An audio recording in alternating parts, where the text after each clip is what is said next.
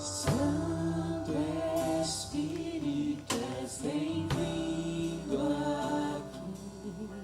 Vem inundar, encher esse lugar. É o desejo do meu coração. Sermos inundados por tua glória, Senhor.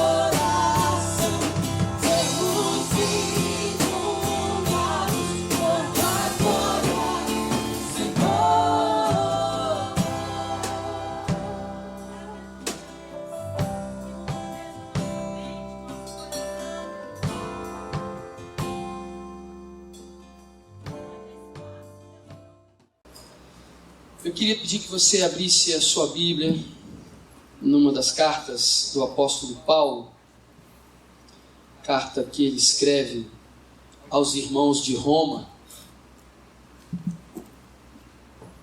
E é engraçado essa carta de Paulo que ele escreve dizendo o profundo desejo de estar com eles. E que naquele momento ele não podia estar, ele queria estar, ele gostaria de estar, mas não poderia estar.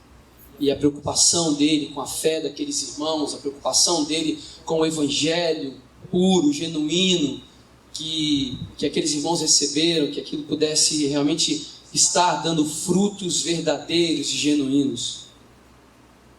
E eu quero ler uma parte desse texto, capítulo 7, da carta de Paulo aos irmãos de Roma, aos romanos, e nós vamos ler a partir do verso 7.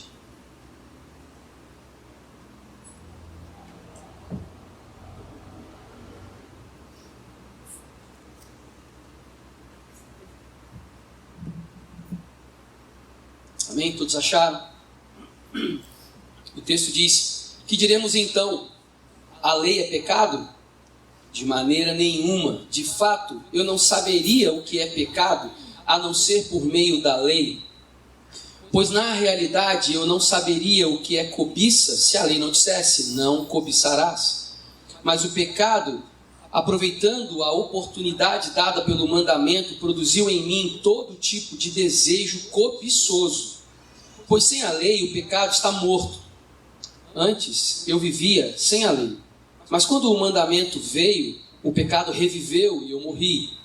Descobri que o próprio mandamento, destinado a produzir vida, na verdade, produziu morte. Pois o pecado, aproveitando a oportunidade dada pelo mandamento, enganou-me e por meio do mandamento me matou.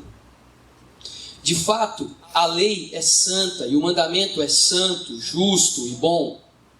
E então, o que é bom se tornou em morte para mim? De maneira nenhuma. Mas para que o pecado se mostrasse como pecado, ele produziu morte em mim por meio do que era bom, de modo que por meio do mandamento ele se mostrasse extremamente pecaminoso. Sabemos que a lei é espiritual, eu contudo não o sou, pois fui vendido como escravo ao pecado. Não entendo o que faço, pois não faço o que desejo, mas o que odeio. E se faço o que não desejo, admito que a lei é boa. Nesse caso, não sou mais eu quem o faz, mas o pecado que habita em mim. Sei que nada de bom habita em mim, isto é, em minha carne, porque tenho o desejo de fazer o que é bom, mas não consigo realizá-lo, pois o que faço não é o bem que desejo, mas o mal que não quero fazer, esse eu continuo fazendo. Ora, se faço o que não quero, já não sou eu quem o faz, mas o pecado que habita em mim. Assim encontro esta lei que atua em mim. Quando quero fazer o bem, o mal está junto de mim. No íntimo do meu ser, tenho prazer na lei de Deus, mas vejo outra lei atuando nos ombros do meu corpo, guerreando contra a lei da minha mente, tornando-me prisioneiro da lei do pecado que atua em meus membros. Miserável homem que eu sou, quem me libertará do corpo sujeito a esta morte? Graças a Deus por Jesus Cristo nosso Senhor, de modo que com a mente eu próprio sou escravo da lei de Deus, mas com a carne da lei do pecado. Palavra de Deus. Amém. Senhor, continua, Pai, continua agindo nos nossos corações nessa manhã. Espírito Santo, nós reafirmamos aqui, tenha liberdade para agir nos nossos corações. Abra o nosso entendimento para que possamos compreender a verdade do Senhor nessa manhã, aquilo que o Senhor quer ministrar aos nossos corações. E que tudo aquilo que não provém do Senhor possa cair por terra. Nós repreendemos toda ação do diabo, inimigo das nossas almas, de nos aprisionar, de aprisionar a nossa mente, mas liberta-nos, Senhor, liberta a nossa mente pela Tua palavra, em nome de Jesus, amém. Nesses dias nós temos falado, o pastor Marcos tem ministrado aqui e falado um pouco a respeito da questão da dependência que nós temos do Senhor, ou isso, ou a morte que nos aguarda. E existe um aspecto desse princípio de dependência, de dependermos do Senhor, ou escolhermos isso ou a morte. Existe um aspecto disso que diz respeito à nossa soberba, que diz respeito a como nós nos vemos, a nossa autossuficiência. E é sobre isso que eu queria meditar nessa manhã, em pouco tempo aqui. Eu quero começar lá do final da expressão que Paulo usa, o corpo dessa morte, lá no verso 24. É interessante essa expressão, o corpo da morte. Por que Paulo está falando isso aqui? Isso tem a ver muito com o contexto da época. Paulo fala, né, escreve nessa carta, e ele sabia que os romanos iam entender o que ele estava querendo dizer. Quando alguém matava uma outra pessoa, uma das penas, um dos castigos pela lei romana, era amarrar aquele corpo morto a quem tinha matado, ao homicida. Prendiam e ele ficava dias andando com aquele morto nas costas. Você deve imaginar o que isso quer dizer. Aquele corpo ia apodrecendo e a pessoa, alguns enlouqueciam com aquilo. Paulo usa essa imagem grotesca, essa imagem que nos causa até um pouco de ânsia no nosso estômago, para representar que dentro de nós há dois sujeitos aí. Há duas vidas tentando tomar o lugar de uma só. Paulo diz, apesar de ter matado o velho homem, que estava casado, como já foi dito aqui algumas vezes, com a lei, e ele viu que essa lei só produziu morte para ele, então, através da graça, eu matei o velho homem, eu morri para essa velha vida e nasci de novo. Porém, contudo, todavia, entretanto, parece que esse corpo morto ainda continua preso em mim. Esse corpo morto pelo pecado ainda está agarrado em mim, está preso em mim. E eu não consigo me livrar, me libertar dele. E ele faz a pergunta, quem me livrará desse corpo maldito, preso em mim? Que me faz lembrar de quem um dia eu fui e que não devia ser mais.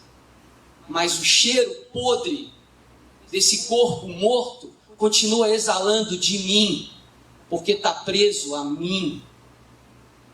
Paulo talvez tenha sido muito pesado na sua ilustração, mas ele foi preciso, foi perfeito, porque é exatamente isso que acontece com a gente.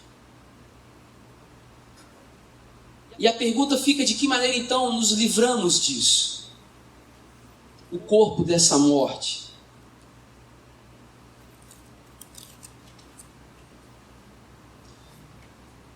A gente chega então à seguinte questão aqui. Nós vamos então admitir que não tem jeito e é assim mesmo? Ou a gente vai fingir que não está nada acontecendo? Esses dois extremos são os extremos mais perigosos que podem nos levar à morte. A morte espiritual. De um lado, a expressão de que não tem nada a ver. E do outro lado, a expressão de que eu consigo, eu posso, eu sou, eu. Dentro da teologia, isso é dividido em dois pontos de vista. Um que é chamado de antinomiano e o outro que é chamado perfeccionista. São os dois extremos. Os antinomianos pensam que não há qualquer lei a qual devam submeter-se. Eles dizem o seguinte: olha, o fim da lei é Cristo e a justiça de todo o que crê. Então não há mais condenação. Não há nada que eu faça que o peso do pecado esteja sobre mim. Está errado. Paulo estava equivocado quando fez essa alusão a esse corpo preso. Paulo estava viajando. Porque não há mais pecado. Tudo que eu faço agora é santificado. Se eu roubar é santificado. Se eu mentir é santificado. Se eu adulterar é santificado. Misericórdia. São os caras que acham que tudo se justifica porque ele aceitou o plano de salvação. Eu estou salvo, então agora nada mais pode acontecer comigo. Esse pensamento leva as pessoas a um evangelho raso, um evangelho sem cruz, um evangelho sem Jesus, onde Cristo não é o centro, onde Cristo não é o centro da sua vida, onde Ele não é o centro da sua adoração, onde você não faz e deixa de fazer as coisas por uma imposição legal, mas você faz ou deixa de fazer as coisas por amor a esse Jesus. Quando nós cantamos aqui, o teu amor é o mesmo a todos nós, não adianta cantar isso sem compreender o que isso significa. Sim, o amor de Deus é o mesmo a todos nós. E uma vez alcançados por esse amor, o que isso vai produzir em você? O que isso vai produzir em você? Quando você não é pai e se torna pai ou mãe pela primeira vez, aquele amor que você nunca tinha conseguido compreender por um ser tão frágil, passa a fazer todo sentido. Aquele amor de pai ou de mãe, aquela preservação por aquela vida, aquela doação, porque não tem mais hora para você, não tem mais momento para você, mas é para Ele. Isso é algo que só quem é pai ou mãe consegue compreender isso, porque esse amor roubou o seu coração, capturou você, cativou você. Esse amor é capaz de fazer você cometer as maiores loucuras da vida por causa desse amor. Será que o amor de Deus para conosco é menor do que isso? Esse amor de Deus é menos forte do que esse amor paterno ou materno? Esse amor tem levado você a cometer loucuras? Tem levado você a abrir mão de coisas? Tem levado você a conduzir a sua vida de fato, olhando para esse alvo da sua paixão? Tem uma banda inglesa que eu gosto muito chamada The Lyrics, nem existe mais. Eles têm uma canção chamada Obsessão.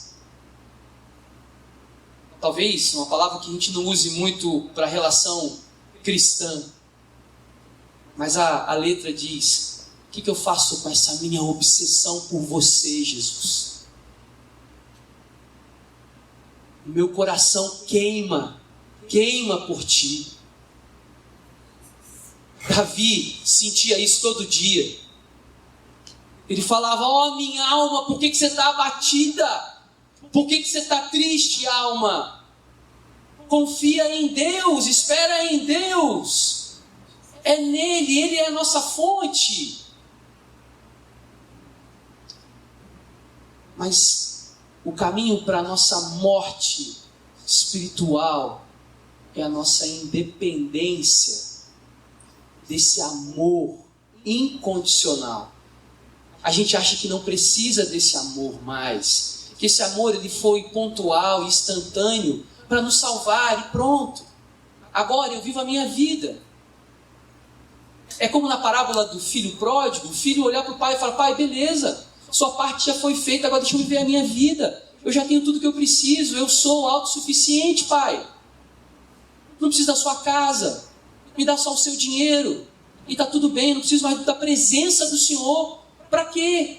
Eu não preciso. Eu não preciso mais da presença do meu irmão. Não preciso. Eu não preciso da presença dos outros. Eu sou autossuficiente.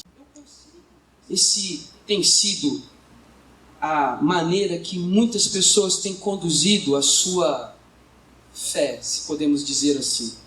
A sua religiosidade, a sua crença.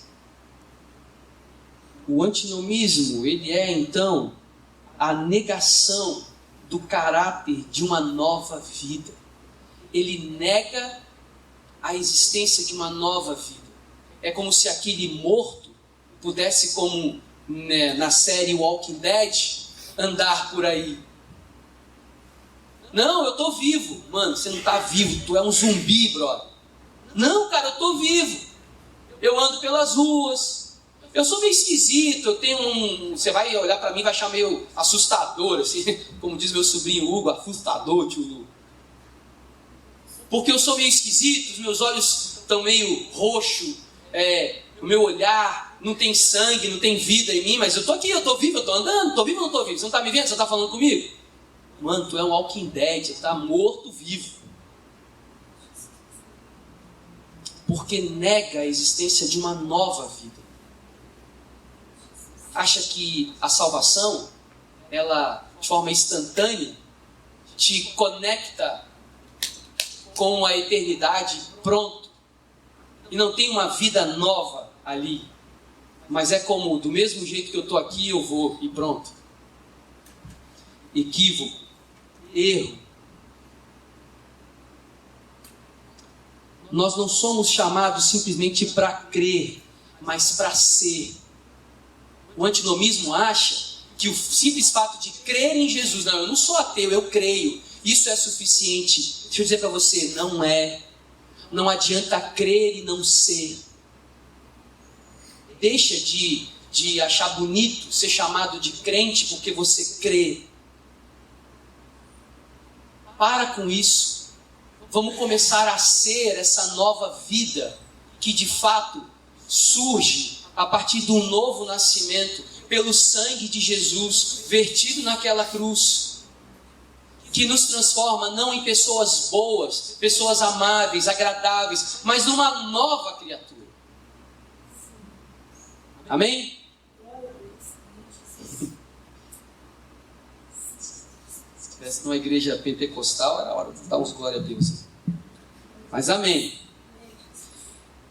O outro extremo é a visão perfeccionista. É outra heresia. Essa ensina que estamos perfeitamente diante do Senhor, moralmente perfeitos. Que Deus lá de cima do seu trono da glória, da sua majestade, Ele olha e fala, nossa, que cara bom, velho. Rapaz, esse sujeito é bom. Ó como ele ora. Olha como ele é piedoso.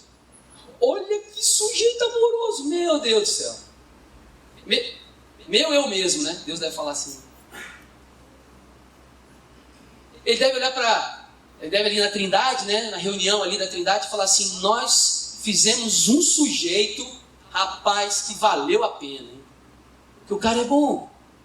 Olha para ele. Faz tudo certinho. O problema é que a pessoa é que pensa isso. O sujeito é que olha para o espelho e não leu a carta de Tiago, que diz que aquele que olha para o espelho e fala, tá tudo bem, e sai, não entendeu nada, né? Porque se você acorda de manhã e olha para o espelho, eu duvido, e eu não estou me referindo nem às irmãs, estou me referindo aos irmãos, eu duvido que você olhe para o espelho com aquela cara amarrotada e fala, tá tudo bem, vou trabalhar assim. Eu duvido. Eu chego na escola, do jeito que eu acordo, os meus alunos vão pedir licença, vão até a supervisão e falar assim, tem um doido dando aula lá. Aquele sujeito não pode ser um professor. se o espelho não servir para mostrar quem de fato nós somos, e isso gerar em nós arrependimento, gerar em nós a ideia de que nós não somos perfeitos, de que eu não consigo em mim mesmo fazer coisas pelas quais Deus vai se orgulhar e vai dizer: tá bom, você está perfeito, faz mais nada, tá ótimo. Vamos fazer o seguinte, nós vamos empanar você, nós vamos como é que chama? Empalhar, obrigado. Nós vamos empanar porque eu estou com fome. Nós vamos empalhar você, e aí você fica aí até eu voltar, tá bom? Não mexe, tá perfeito, tá ótimo. Sabe quando você faz aquele bolo maravilhoso, você fala: ninguém toca. Você faz aquela obra de arte, né? Cadê a Maíra, que faz aquelas esculturas? E fala assim: ninguém encosta a mão, porque ficou perfeito. Tem gente que se acha assim. É o perfeccionista. E ele olha para o outro sempre com um olhar de julgamento, né? Lembra do fariseu? Que falava assim: não sou como esses daí, né? Eu faço tudo certinho. Não pode me comparar.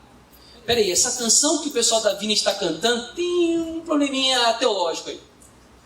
Porque como assim? Teu amor é o mesmo a todos nós? Como pode? Eu estou aqui fazendo tudo direitinho. Eu não mato, eu não roubo, eu não prostituo, parece aqueles meninos vendendo bala no ônibus, né? Podia estar matando, podia estar roubando, podia estar prostituindo. Não faço nada disso. Como é que o amor de Deus é o mesmo para mim e o mesmo para o outro que está fazendo tudo isso? Como que pode? Faço um esforço danado para ser esse sujeito perfeito que eu sou. E você vai dizer que o amor de Deus é o mesmo?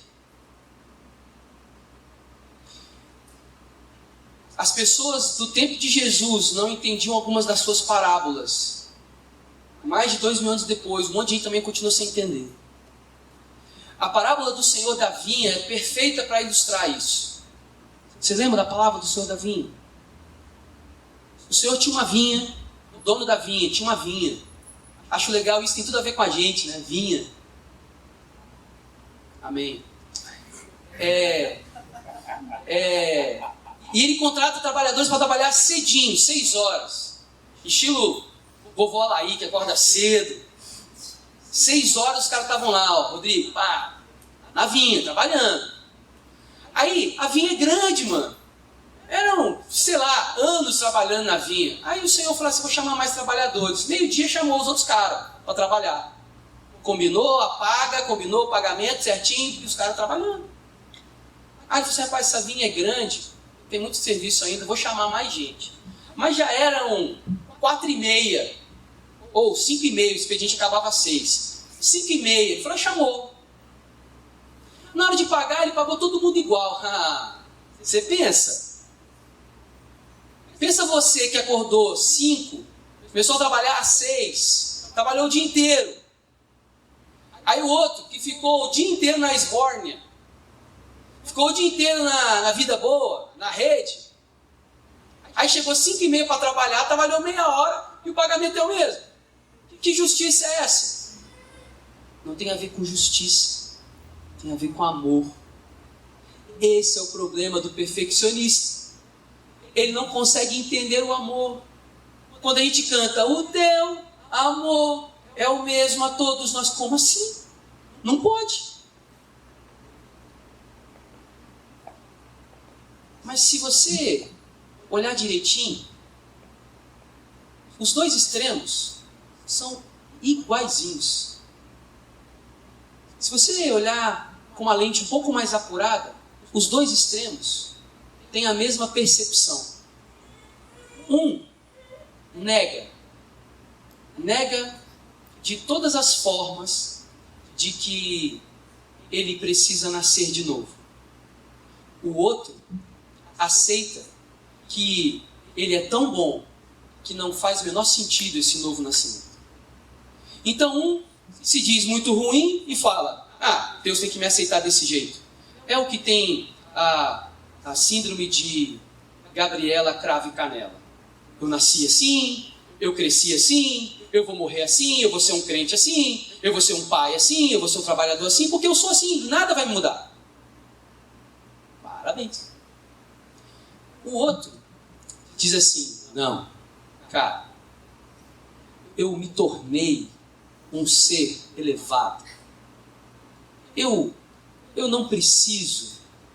Aliás, vou falar uma coisa para vocês. Esse cara acha que ele não precisa das pessoas, porque o que alguém pode oferecer para alguém que já tem tudo? Que já é autossuficiente? Não tem nada. Que oração que você pode fazer que é melhor do que a minha oração? Que palavra que você pode me dar que é melhor do que a minha palavra? Que canção você pode cantar que é melhor do que a minha canção?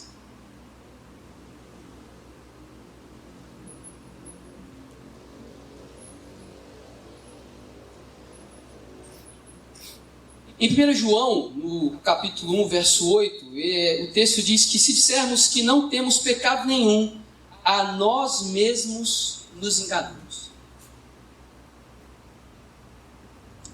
O esforço do perfeccionista para mostrar que isso não se aplica a ele é enorme. Ele faz um esforço danado para acreditar nisso.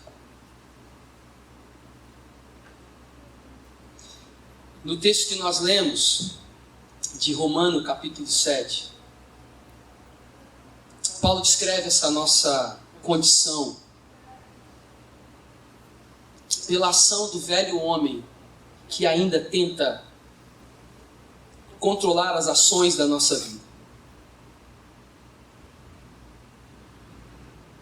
Que ainda que nós sejamos capazes de agir de forma santa pela graça do Senhor, o corpo dessa morte, que é a representação que Paulo faz, ainda está, de alguma forma, preso a nós.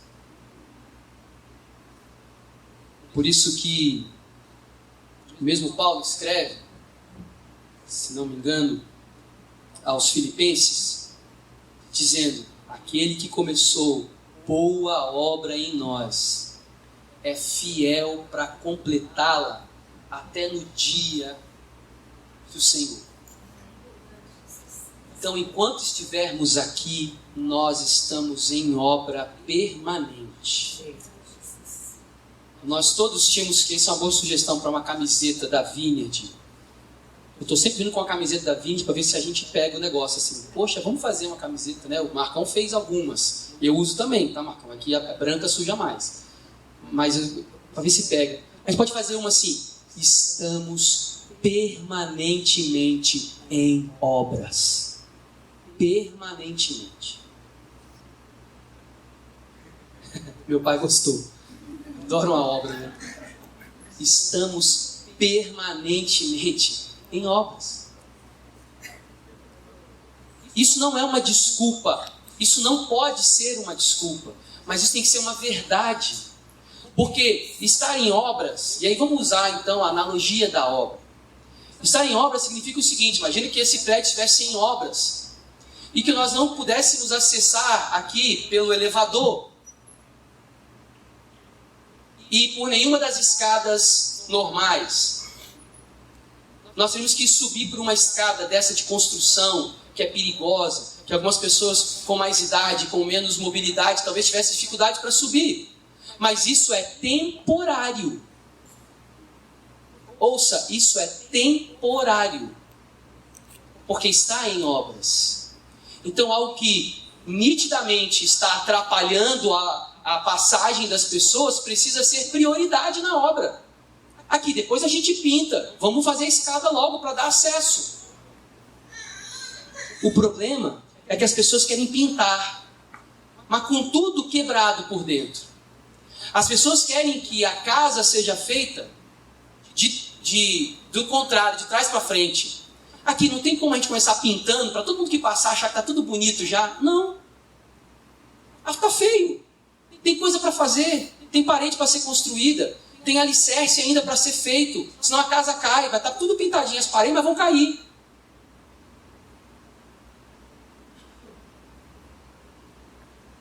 Que tipo de obra eu e você temos sido.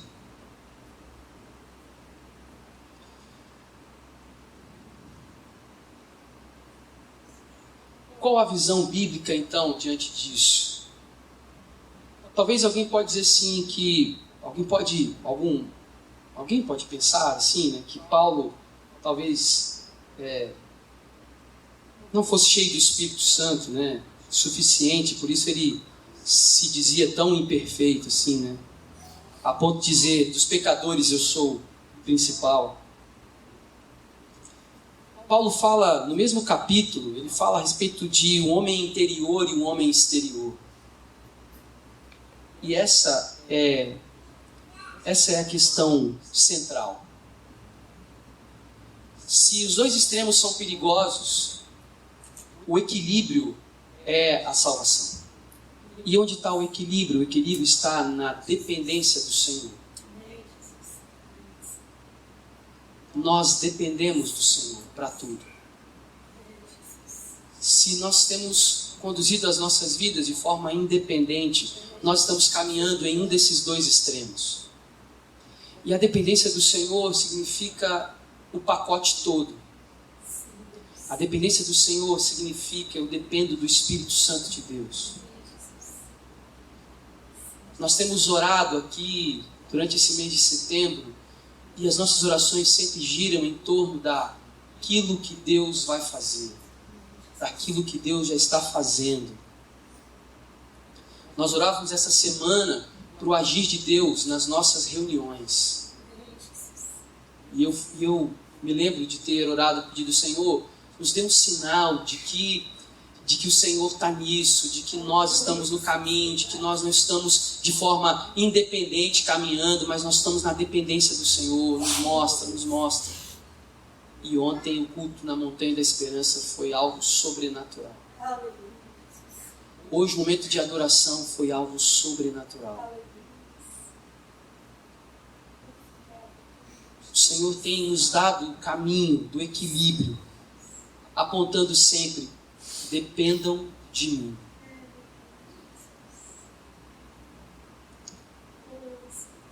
Uma das orações que foram feitas aqui pela manhã foi, Senhor, a gente sabe que o mar está revolto, que tem muita tempestade, mas nós confiamos no Senhor. O Senhor é o capitão do barco, o Senhor não vai deixar esse barco afundar. Isso é depender do Senhor.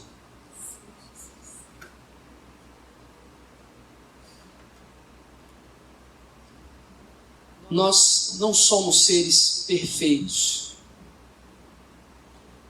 E a gente não tem que se preocupar com essa perfeição. Nós vivemos uma realidade que é muito pautada na teologia da Vineyard, do já e do ainda não. Nós vivemos na dependência do Espírito, nós cremos na ação do Espírito Santo, no poder de Deus, mas ainda não é a obra completa. Nós ainda estamos em obras.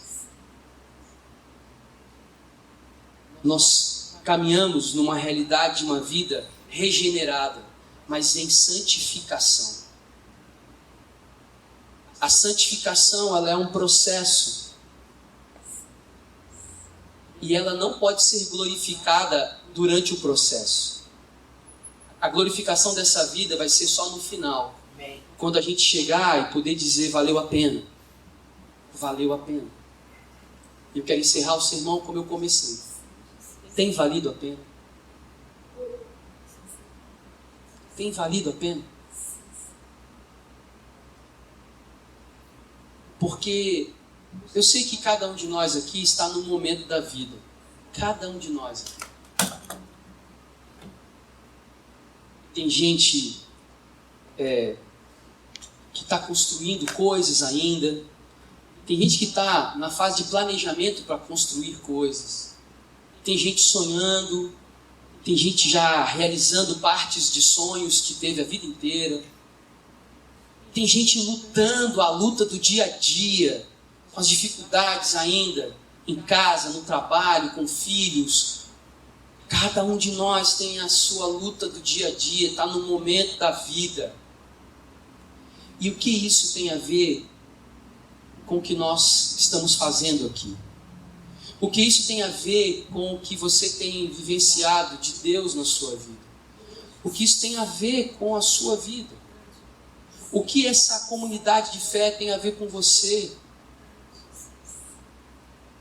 O que tem a ver o que nós estamos pregando, ensinando e falando aqui com aquilo que você tem vivido todos os dias? Faça uma reflexão nessa manhã.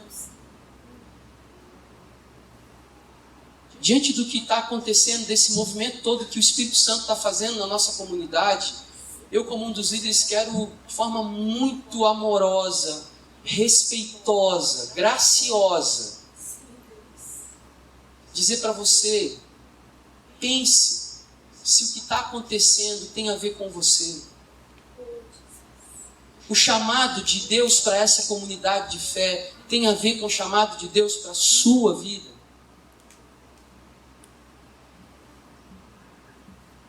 O que tem sido dito aqui, o que tem sido falado aqui, o que tem sido tentado viver, nós estamos longe, e eu quero que você entenda isso, de qualquer perfeição. Nós vamos errar ainda, nós vamos talvez ofender alguns, perdoe-nos por isso. Mas nós sabemos para onde nós estamos indo, nós não estamos perdidos.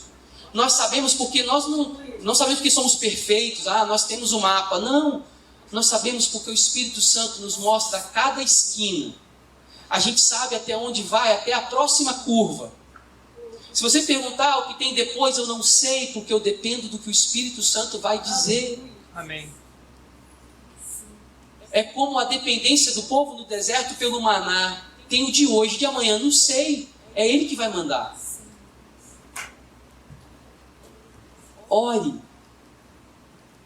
Ore, peça ao Espírito Santo para que revele a você. Mostre a você. Que tipo de pensamento cristão eu tenho tido e se isso combina com aqueles irmãos lá daquela comunidade. E aí, diante disso você tem duas situações. Senhor, não está combinando. Não está combinando, Senhor. Mas eu sei que eu preciso. Senhor, eu quero orar como Paulo. Como é que eu me livro desse morto aqui que eu estou carregando?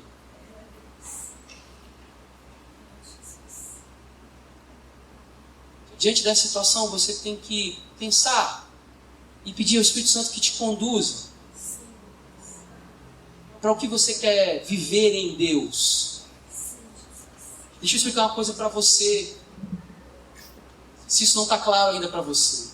Essa igreja não é minha, não é do Marcos, não é da liderança. Essa igreja pertence a um cara que morreu por ela, que pagou por ela. Eu não paguei por ela, então ela não é minha. Deixa eu falar uma coisa para você, a sua vida não é minha. A sua vida é de quem morreu e pagou o preço por ela.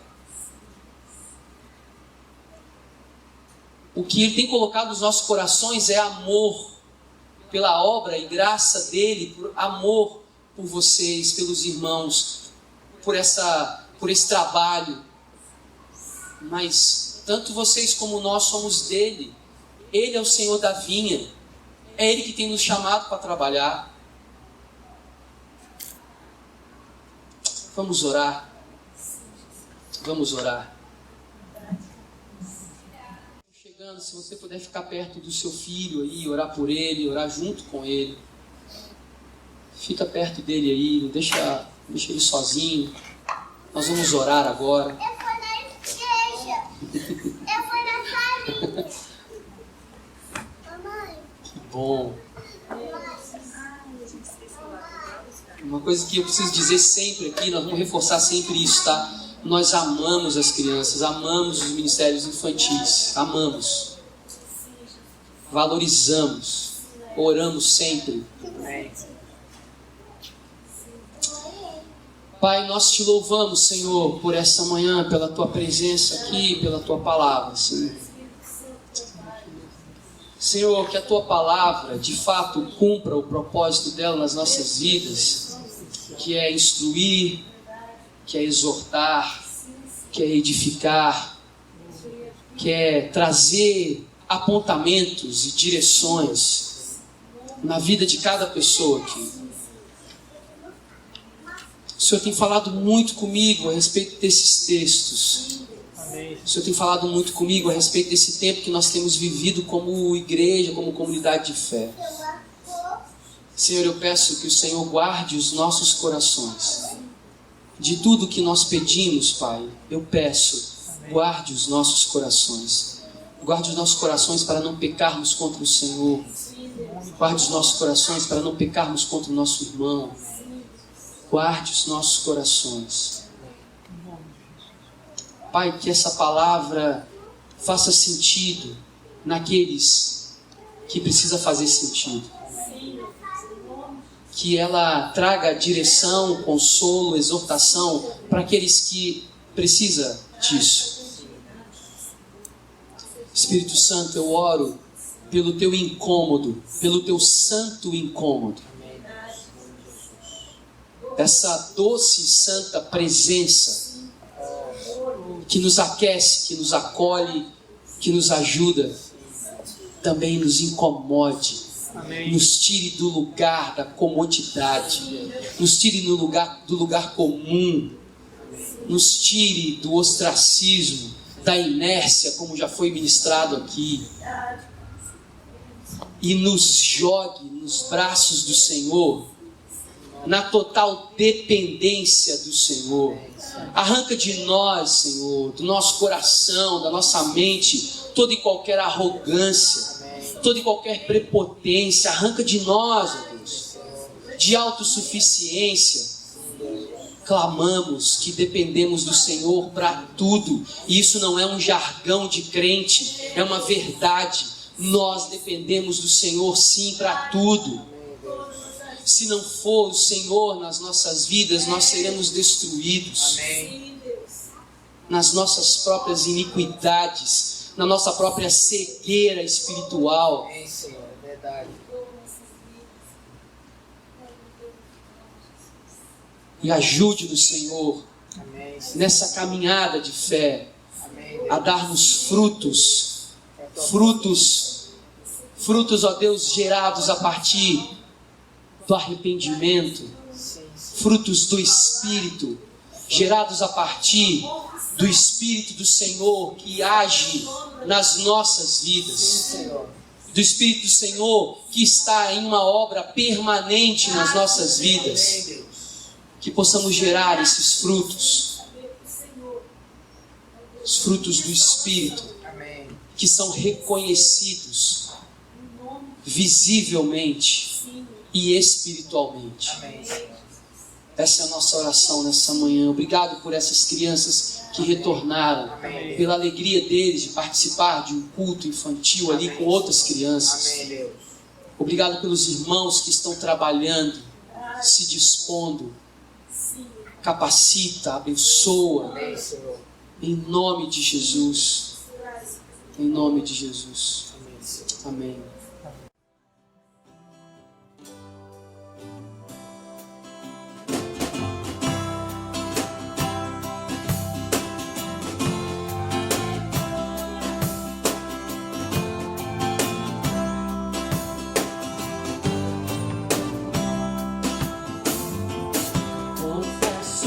Senhor, que fraco eu sou, tão fraco eu sou, mas forte tu és.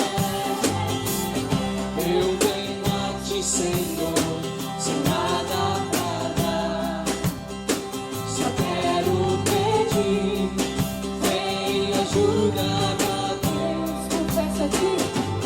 Confesso a ti, Senhor,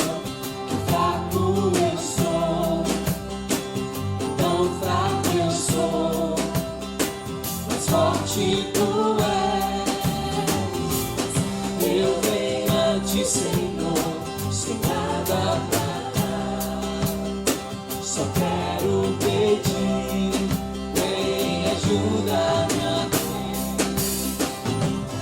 O coração quebrantado e humilde, não rejeita, Senhor. Estende a